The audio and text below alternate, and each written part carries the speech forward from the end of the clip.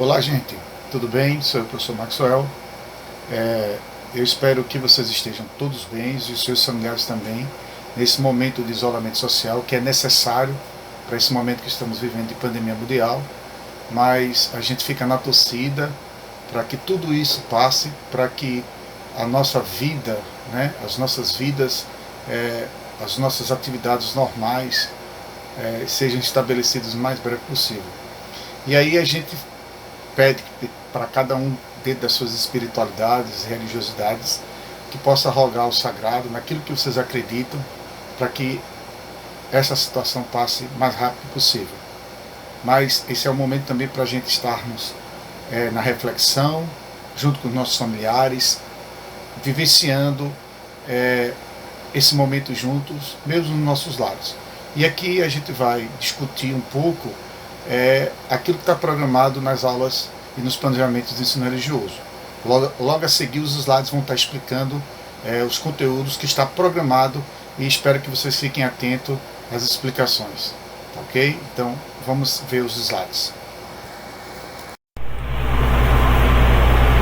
Bom, gente, aqui a gente vai trabalhar com vocês esses slides aqui para os 8º anos, as filosofias de vida e as manifestações e tradições religiosas, destacando seus princípios éticos, E aí a gente vai pegar 5 grandes religiões.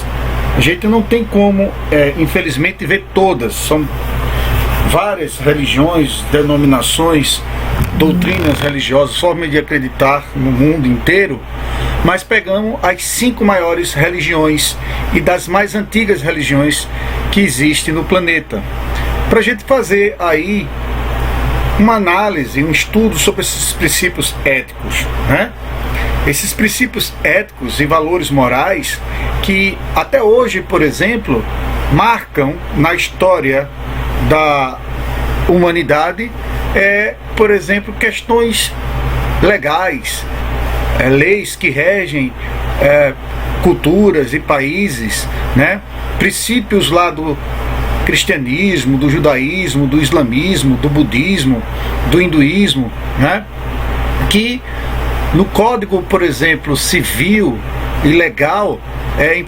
influenciaram bastante, influencia até hoje. Tem uma famosa expressão dos romanos em latim chamada dura lex sed lex, a lei é dura, mas é a lei. Muito dos princípios que estão lá no código romano, por exemplo, vem lá do antigo código, o primeiro código de leis que se tem na história da humanidade, que é do princípio do Talião, o Código de Hammurabi, que é o primeiro conjunto de leis constituído na história da humanidade. E também, por exemplo, princípios como nos 10 mandamentos, que influenciam judeus, cristãos e muçulmanos, serviu para construir leis, do Código Civil e Penal nos tempos atuais. Então, só para a gente fazer um paralelo de como esses princípios éticos, nas diversas manifestações e tradições religiosas, elas influenciam até hoje nos dias atuais. E para começar nossa discussão, as tradições religiosas são um pertencimento humano, Então, dentro daquilo que a gente estuda do fazer cultural humano, a religiosidade é uma dimensão cultural humana, Nenhuma outra forma de vida na face da Terra possui essas manifestações religiosas, essa relação com o sagrado, e as suas diferentes tradições. Como eu estava falando, ou seja, elas fazem parte do contexto social e cultural de um povo. Uma das razões pelas quais vários indivíduos buscam algum tipo de religião é para colocar em ordem na vida. Então, muita gente procura uma doutrina religiosa, uma denominação, para ter um sentido de ordem na vida. Vou seguir o quê? Vou atender a quem? Vou obedecer a quem? Então, por causa de quê? Das intempéries do cotidiano. As pessoas buscam na fé religiosa o sentido para a vida, para a espiritualidade, a esperança para viver também as orientações para uma conduta correta. Então, se você for pegar as várias espiritualidades e religiosidades, os princípios éticos que estão lá levam o indivíduo a essa tentativa de uma conduta correta, daquilo que é aceitável naquela cultura religiosa, naquela cultura daquele país, daquela civilização, daquele povo. Isso na história da humanidade, né? É a forma interior da moral humana, né? Em que se realiza o próprio sentido de ser, né? Ou seja, para que você pertença àquela comunidade, àquela sociedade, àquela cultura, você tem que estar integrado, você tem que estar por dentro daqueles conjuntos de ética, de moral e de valores, para que você possa ter um sentido de pertencimento, né? É formado na percepção interior dos valores, de que nasce o dever como expressão da consciência e como a resposta do próprio eu pessoal. O valor moral tem ligação, né, com um processo dinâmico da intimidade do ser humano, e para atingi-lo não basta deter-se à superfície das ações humanas. E aqui a gente vai tentar, né, na nossa explanação, algumas análises serão analisados de forma bastante resumida, né, os princípios éticos do hinduísmo, do budismo, do judaísmo, do islã e também do cristianismo. Aí você pode perguntar, mas por que não outras denominações religiosas? Primeiro, a questão do tempo, né? E segundo, eu coloquei essas aqui porque essas historicamente são as mais antigas religiões que existem no mundo, né? E aí eu estou seguindo até uma ordem cronológica. O hinduísmo é considerada a religião mais antiga que se tem notícia da humanidade, até o cristianismo, digamos, no caso, nessa ordem, desculpem a ordem aí, o Islã seria por último, porque o Islã nasce depois do cristianismo, desconsidera essa ordem que está aqui na lâmina, mas seguindo isso que eu estou dizendo, do hinduísmo, passando pelo budismo, depois judaísmo, o cristianismo primeiro e depois o islã. Depois eu vou, quando eu inserir no sistema Faria Brito esse slide, eu vou consertar essa ordem aqui, tá bom? Mas, e também um outro critério que eu utilizei da questão mais antiga, não é? Eu também estou trazendo aqui as religiões que possuem mais adeptos, né? São religiões que, por exemplo, são aquelas que têm mais fiéis. Então, um exemplo, o cristianismo. O cristianismo hoje tem 2 bilhões. Né? O Islã, segundo dados oficiais, é a religião que mais cresce, podendo até superar o cristianismo nesse sentido.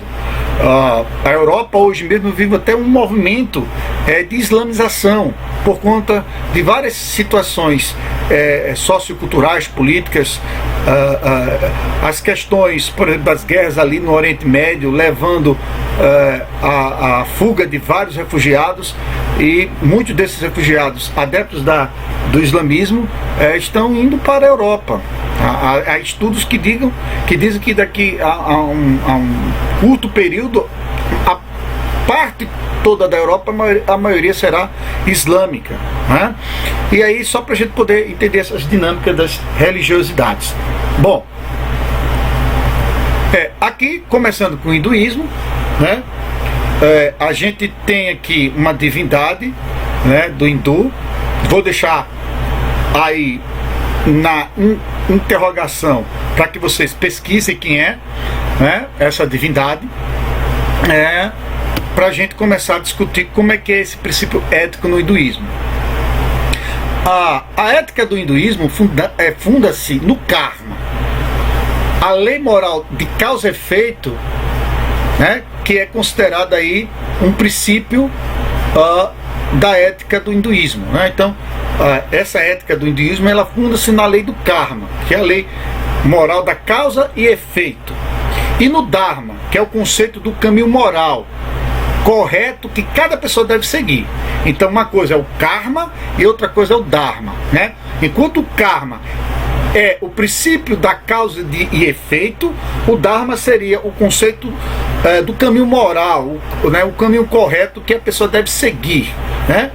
Como o caráter e as circunstâncias de uma pessoa variam, a fé lhe oferece maneiras de viver bem e de seguir seu Dharma, né? Segundo esse estudioso aí, Wilson, ele fala sobre isso, sobre essa questão desse princípio, desse valor ético no hinduísmo. E aí onde é que está?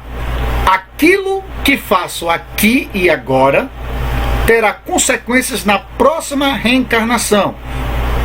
Só pontuando, os praticantes do hinduísmo, né, os adeptos, os hinduístas, eles acreditam na reencarnação. E na ética hindu, isso está completamente ligado à lei de causa e efeito. O que você faz hoje, nessa vida, ela terá consequências na vida futura, né? Numa outra reencarnação, né? E aí é a lei do karma. E aí onde é que está? Para você tentar ter uma outra vida, uma situação um pouco melhor dessa vida anterior, o Dharma, ele vai lhe oferecer um caminho para você seguir, um caminho de retidão, para que o seu karma não seja maior numa outra vida, numa outra reencarnação. Então o fiel hindu, ele procura, né, a partir dos seus méritos e esforço próprio, ter uma conduta moral que ele garanta viver melhor em outra vida. Então aqui, ó, o que é que o Dharma pensa? Você é o criador do seu próprio destino, né? Então, se você veio nessa vida e você sofre algumas situações que você, claro, entendendo a partir do momento que você pratica aquela concepção religiosa hindu, você começa a compreender que determinados sofrimentos que você está vivendo nessa vida foi algo que você deixou de errado na vida passada. E para que você possa corrigir isso aí, e aí o Dharma é o caminho que vai te levar a você ter um karma melhor numa outra vida. Então você está numa encarnação A, vai para uma encarnação B, e dependendo do que você faz nessa encarnação B, nessa vida B, você pode, numa vida C, numa terceira vida, numa terceira encarnação, ter um karma melhor, né? Nesse sentido. Então o Dharma, ele vai te ajudar nesse sentido. Então por isso essa lâmina aqui, com essa mão aqui, você é o criador do seu próprio destino, né? Mas qual a diferença, e aí só reforçando aquilo que eu já havia dito para vocês, entre karma e dharma? O termo karma vem do sânscrito, que significa ação, ato, trabalho. Está ligado às consequências das ações feitas pelo homem. Quando eu falo homem, mulher, criança, velho, adulto, né? Pela humanidade, né? Pelo ser humano, que determinarão o que acontecerá com ele futuramente. O karma é o código de ética coletivo, ninguém foge dele. Já o dharma é mais individual e está ligado à casta que a pessoa faz parte. E aí, na próxima lâmina, a gente vai mostrar um pouquinho o que é essa questão de casta, para vocês poderem entender. É interessante, você pode, nessa vida, estar numa casta inferior, e dependendo daquilo que você faz na sua vida, né, a prática do caminho do Dharma, você pode, numa outra reencarnação, levar um karma, aonde esse karma te permita a estar numa casta superior, né? A civilização hindu, por exemplo, quando ela se formou, ela se estabeleceu socialmente, na sua organização social, nesse sistema de casta, né? Que estava ligada à ordem de nascimento e o karma que o indivíduo já vinha quando nascia, né? Então aqui, ó, todas as coisas que saem de você voltam para você. Por isso, não se preocupe com o que vai receber. Melhor se preocupar com o que você vai oferecer. Olha que princípio fantástico aí do hinduísmo, né? Você tem que se preocupar não com o que você vai receber, mas o que você tem a oferecer, né? É você fazer o bem sem olhar a quem. Né? A gente não tem uma coisa meio que assim, esse dito popular, fazer o bem sem olhar a quem. Muitas outras religiosidades também absorvem alguns princípios aqui do hinduísmo, né? A gente costuma dizer que historicamente, quando a humanidade, né, ela foram formando as diversas culturas, né, os diversos povos, um povo ia influenciando o outro, né, nesse sentido. E cada vez mais no mundo globalizado, aqui e acolá, algumas coisas de uma religiosidade, de uma doutrina, a gente pode aproveitar alguns princípios nesse sentido, né? Por exemplo, a gente vai depois colocar aqui do cristianismo e judaísmo, que é baseado, por exemplo, na lei mosaica, a lei de Moisés, tem lá um princípio, não matarás. Se você matar, você, na crença judaica, cristã e islâmica, você pode, se não for uma morte no sentido de autodefesa, você teve que se defender e aí teve que matar, né? Uma legítima defesa. Se não for uma morte por legítima defesa, mas um assassinato que você comete premeditado, você no cristianismo católico, por exemplo, é um pecado mortal, você está condenado para o inferno, né? No caso do hinduísmo, se você cometer um assassinato, né, na outra vida que você reencarnar, você vai ser cobrado disso, vai passar por sofrimentos, né, por situações que só a pessoa tem, entendendo o princípio religioso do hindu, para compreender que sofrimento, talvez tentar descobrir, né, porque na crença de alguns povos que acreditam na questão da reencarnação, você pode descobrir os erros do passado através de regressão de vidas passadas, de hipnose que é feito, tal, para quem acredita, é claro, e você pode descobrir alguns erros que você cometeu e tentar corrigir, né? Há quem acredite nisso, né? Mas só estou fazendo comparação para a gente poder entender. Por exemplo, você assassinar alguém que comete um crime desse tipo, ele, em qualquer doutrina religiosa dessas aí, é algo repugnável, inaceitável nesse sentido, né? No caso do judaísmo, cristianismo e islamismo, sai para o inferno, né? No caso do budismo e do hinduísmo, que o budismo é um princípio filosófico e religioso, né? Alguns consideram como uma religião, outros como uma filosofia de vida, vai se basear, vai sair do hinduísmo, e aí vem o budismo. Eles acreditam, tanto os hindus como os budistas, que se você cometer um crime aqui, você, na outra vida, você vai continuar pagando por esse pecado anterior que você fez, por esse erro gravíssimo que você fez nessa vida, né? Então, todas as coisas que saem de você voltam para você. Por isso, não se preocupe com o que vai receber. Melhor se preocupar com o que você vai oferecer.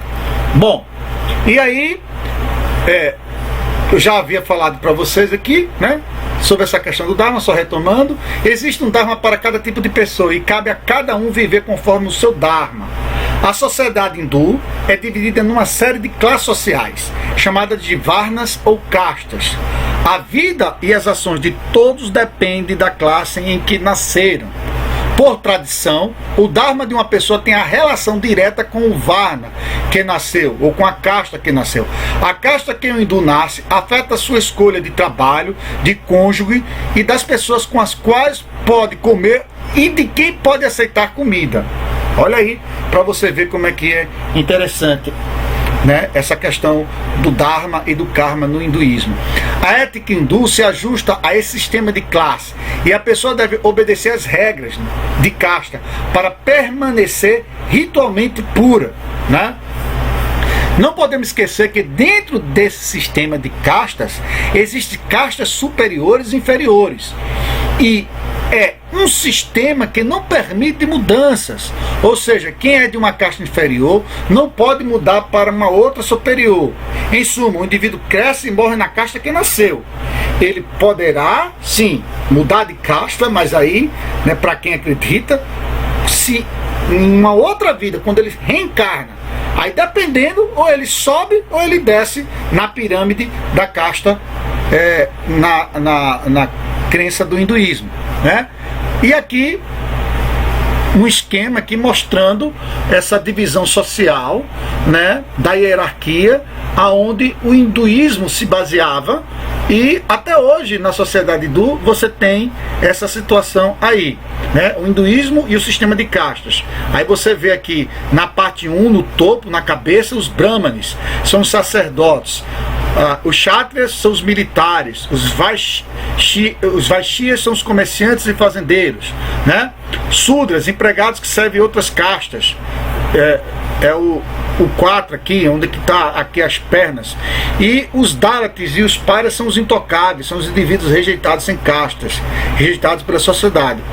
Aí são as pessoas que estão lá na parte, digamos, eles nem estão pertencente ao corpo, né? Eles estão fora desse esquema aqui, né? Eles são intocáveis, né? Eles são sem castas, por isso que não fazem parte desse corpo aqui como esquema, né? Nesse sentido. E aí eles acreditam que isso tem a ver com o seu karma, né? Então, e aí onde é que está? Para que eles possam em outras vidas ascender uma casta superior, eles teriam que seguir de forma reta os princípios do Dharma.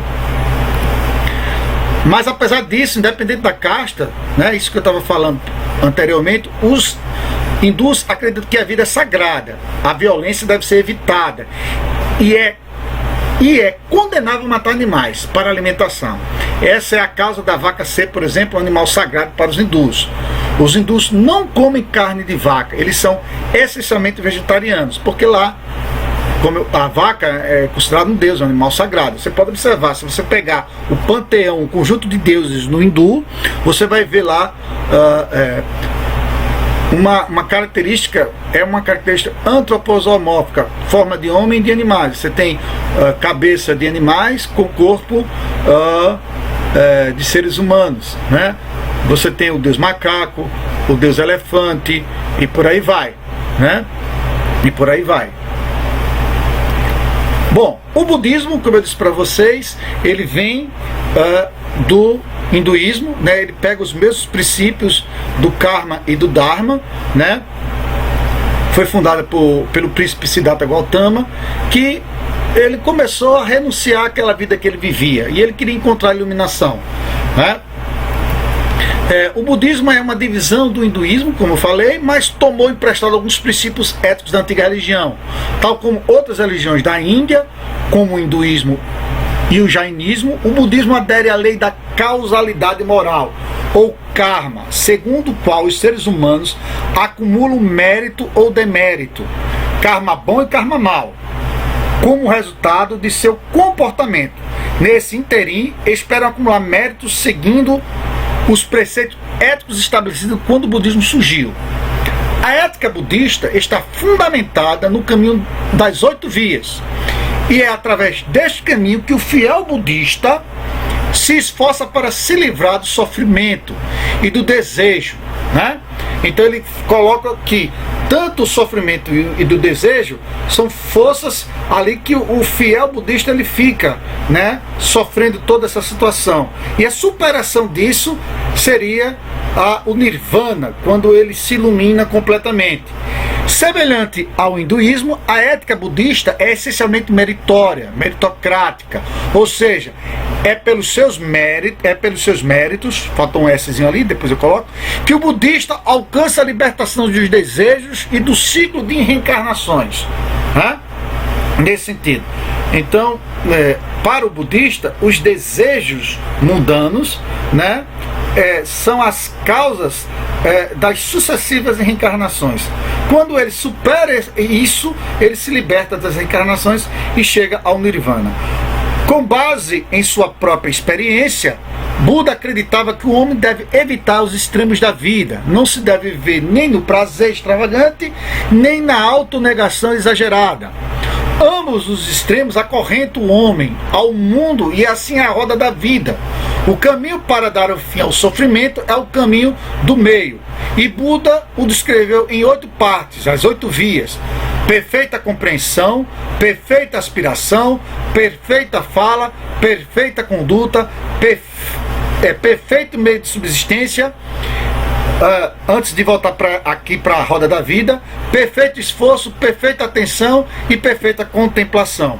E aqui, esse gifzinho, essa roda girando é a roda da vida, né? Aí você teria que passar por essas 8 vias para você chegar à iluminação, ao Nirvana, à libertação do ciclo das reencarnações, né?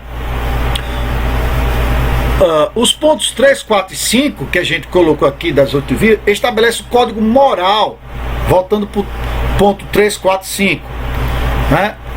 Que diz que é a perfeita fala, a perfeita conduta e o perfeito meio de subsistência, né? A perfeita fala significa que o homem deve se abster de falar mentiras, calúnias e fofocas, e ressignificando os dias atuais, as fake news, né? Quem fica perdendo tempo botando falsa notícia, né? Principalmente nesse momento de pandemia, né?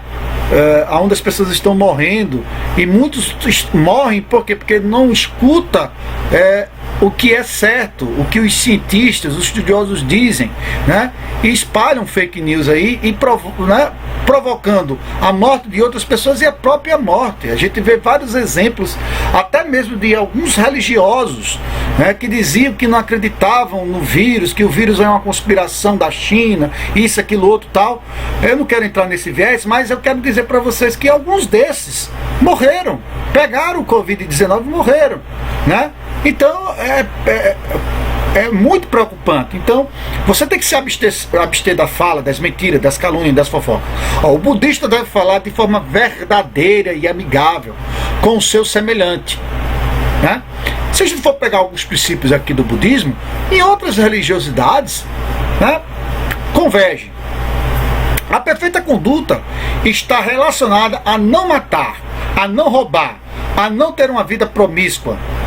Se você for pegar e fazer um paralelo com os 10 mandamentos, perfeito, né? Tá lá, não matarás, não roubarás, não cometer adultério, por aí vai. A perfeita subsistência está relacionada à escolha de uma profissão. O budista não deve escolher um trabalho que entre em confronto com os seus ensinamentos budistas. Por exemplo, é incompatível um budista ser açougueiro, pois esse trabalho entra em desacordo com o princípio budista de não matar. Olha aí, né? Bom, aqui eu estou trazendo o judaísmo. E é interessante porque o judaísmo ele traz outras questões, né? O judaísmo, o islamismo e o cristianismo são religiões de origem, vamos colocar aqui, são religiões que têm o seu princípio aí do monoteísmo, né? E o judaísmo ele nasce como uma religião, como primeira dessa linhagem monoteísta, para depois vir o islamismo e o cristianismo. O cristianismo eu deixei por último, eu não sei que é aquela ordem aí, mas para a gente fazer uma reflexão depois. Olha. Aí aqui é um resumo dos 10 mandamentos, né? Os judeus acreditam que Moisés, ou Moshe, recebeu no Monte Sinai as tábuas da lei, né? Dos princípios morais do judaísmo. E aí: não terás outros deuses diante de mim, não farás para ti imagens de culturas, não adorarás, não tomarás o seu nome santo em vão, lembra-te do sábado para santificar, honrar a pai. E aí eu pego aqui: não matarás, não adulterarás, não furtarás, não dirás falso testemunho, não cobiçarás. E esses princípios aqui, interessante que depois, na evolução do Código de Leis, né, dos povos que vieram depois, ajudaram na formação do seu código de leis, né, morais, penais, civis e por aí vai. O judaísmo tem centenas de mandamentos, mas os judeus não veem sua fé como legalista. Como os ensinamentos da Torá e do Talmud são muito práticos e cobrem todos os aspectos da vida, os judeus estão conscientes de sua religião, de sua ligação com Deus em tudo o que fazem. A ética judaica não é dualista, ou seja, os judeus não fazem distinção entre ética e vida religiosa.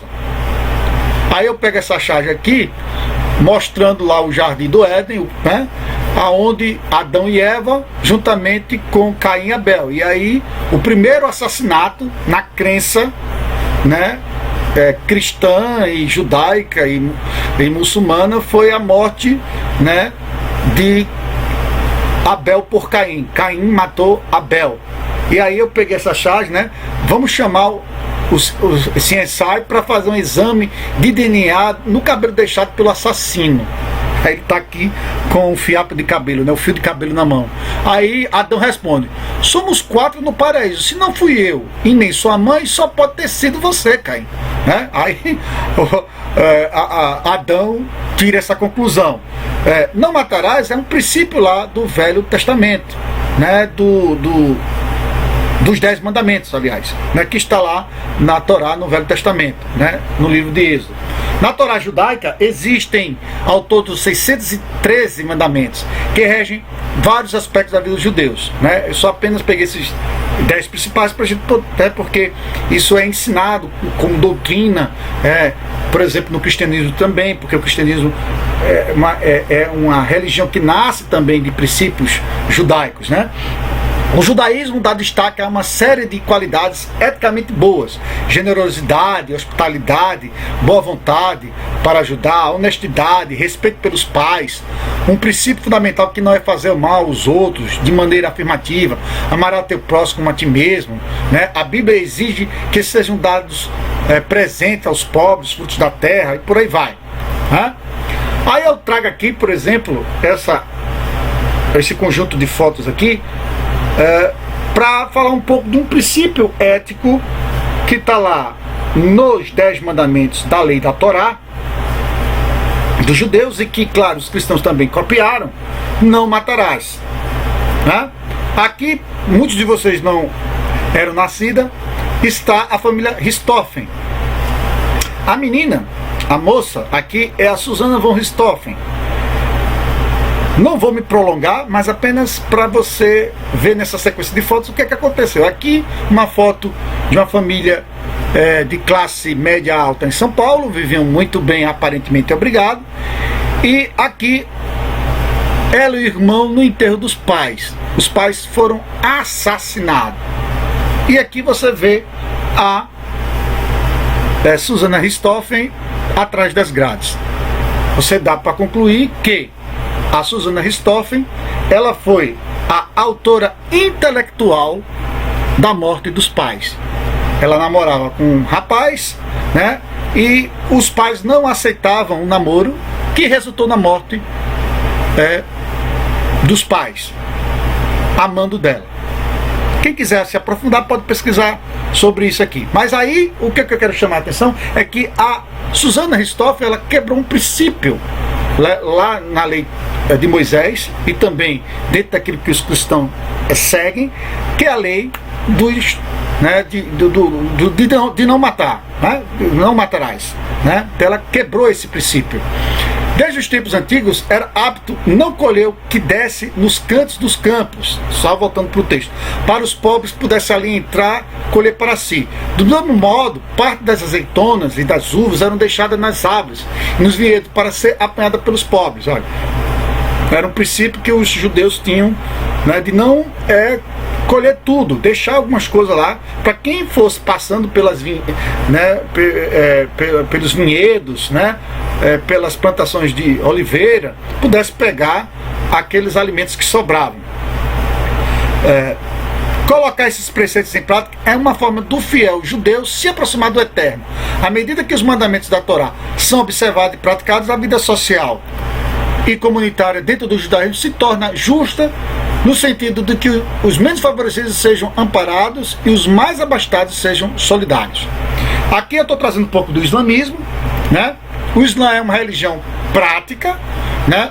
Ela vai juntar algumas coisas lá do judaísmo e do cristianismo, e Maomé, segundo a tradição islâmica, tem a revelação pelo anjo Gabriel e começa a escrever um bocado de coisa que vai resultar no Corão, né? Oferece aos seus seguidores um corpo de instruções sobre como viver suas vidas. Estabeleceu um sistema chamado de Sharia para orientar a tomada de decisões morais e legais enraizadas no Corão. Essas instruções morais também acolhem a opinião de líderes religiosos. Todos os princípios éticos islâmicos estão contidos no Sharia. É através dela que a vida, depois eu volto para essa imagem aqui, do fiel muçulmano como da sociedade são regidos. O Corão é o principal fundamento da Sharia e da ética muçulmana. No entanto, também existe a Sunna, que são os relatos da vida do profeta Maomé. Quando uma passagem do Corão não é bem compreendida, a Sunna, Hadith, do profeta serve como auxílio interpretativo. Quanto mais o crente muçulmano conhece o Corão, mais aprenderá dos princípios éticos do Islã. E um dos princípios éticos do Islã é a caridade. Aqui nessa imagem a gente vê, né, os muçulmanos no fim do Ramadã, que é aquele mês que eles passam fazendo jejuns e orações, né? Nesse momento de oração eles fazem voltado para Meca, ou alguns vão até a Meca, né? Porque eles têm a obrigação uma vez por ano, como eu já havia falado em outras aulas para vocês.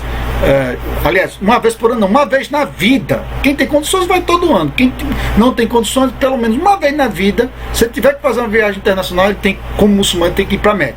Aí aqui eles praticam a caridade, vocês estão vendo aqui eles arrecadando donativo para distribuir às pessoas que necessitam, né? Bom, o cristianismo, que é a religião de boa parte do mundo ocidental, de muita gente aqui da escola, né, com as suas denominações católicas e protestantes, o principal fundamento da ética cristã é a vida e os ensinos de Jesus Cristo, né? Então todo o princípio ético dos cristãos estão naquilo que Jesus Cristo ensinou ou deixou através dos seus discípulos ou apóstolos que escreveram lá no Novo Testamento. O fiel cristão procurará conduzir a sua vida através do que Cristo ensinou. O Sermão da Montanha, registrado no Evangelho de São Mateus, é uma das bases para a fundamentação da ética cristã.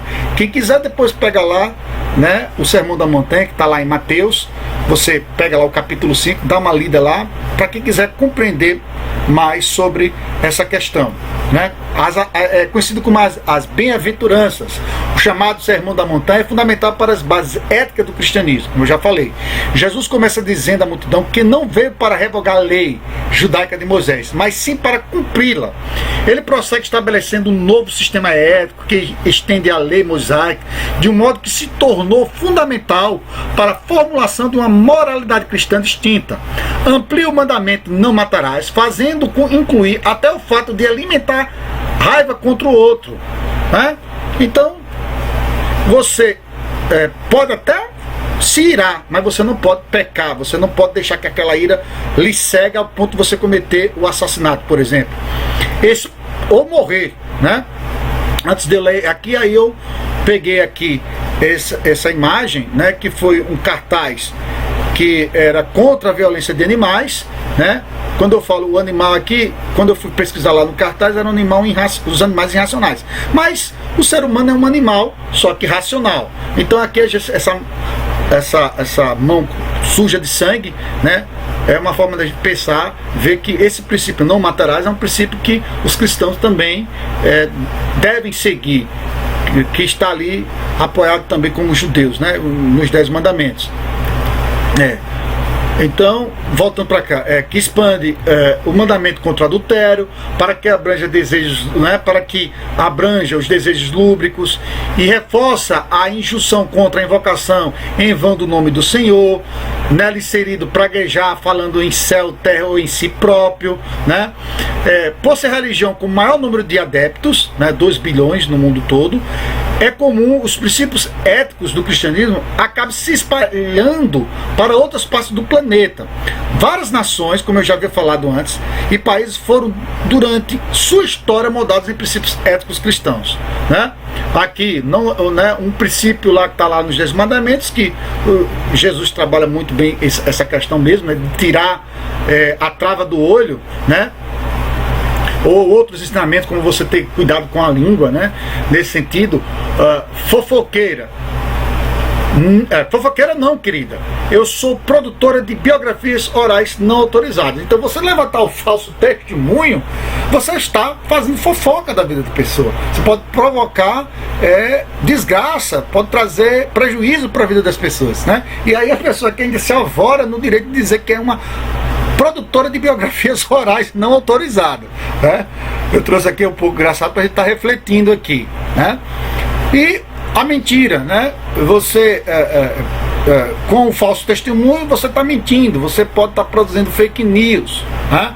Nesse sentido, né? Tem um dito popular que a gente diz: quem fuxica o rabo espicha, quem fofoca o rabo poca. Então a gente tem que ter muito cuidado com as conversas que a gente tem sobre outras pessoas, no intuito de prejudicar. Uma coisa é você fazer um comentário de algo que você viu e tal, mas não no sentido de prejudicar. Outra coisa é você aumentar, é você estar ali maquinando, né, de forma mal intencionada.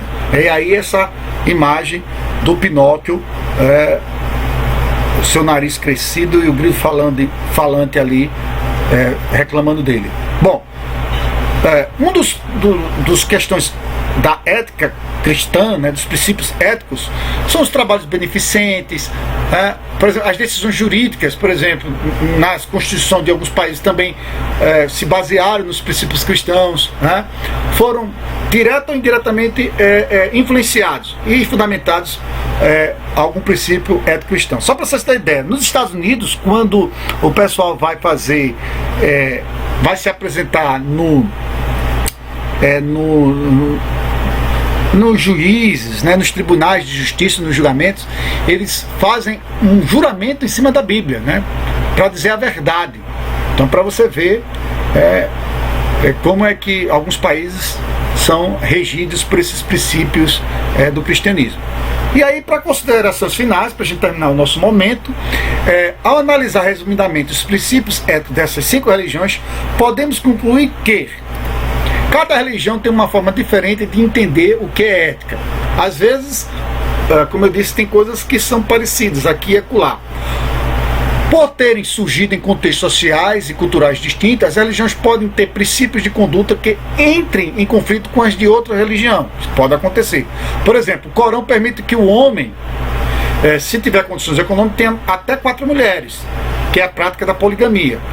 Já no cristianismo isso não é permitido, né? A poligamia não é permitida. É um exemplo. Os princípios éticos não são eternos. Eles podem sofrer algum tipo de mudança com o passar do tempo. As religiões procuram, cada uma ao seu modo, ser um canal de mediação entre o homem e o transcendente. Gente, até mais, obrigado e até uma próxima.